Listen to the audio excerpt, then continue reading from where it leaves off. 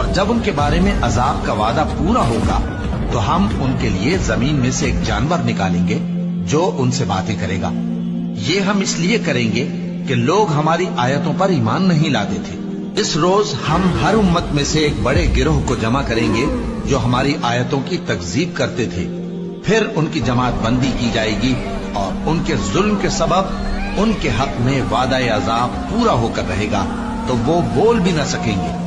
اور تم پہاڑوں کو دیکھتے ہو تو خیال کرتے ہو کہ مضبوط جمے ہوئے ہیں، مگر وہ اس روز اس طرح اڑتے پھریں گے جیسے بادل۔ یہ اللہ کی کاریگری ہے جس نے ہر چیز کو مضبوط بنایا، بے شک وہ تمہارے سب افعال سے باخبر ہے۔ جو شخص نیکی لے کر آئے گا تو اس کے لیے اس سے بہتر بدلہ تیار ہے، اور ایسے لوگ اس روز گھبراہٹ سے بے خوف ہوں گے، اور جو برائی لے کر آئے گا تو ایسے لوگ اوندھے منہ دوزخ میں ڈال دیے جائیں گے۔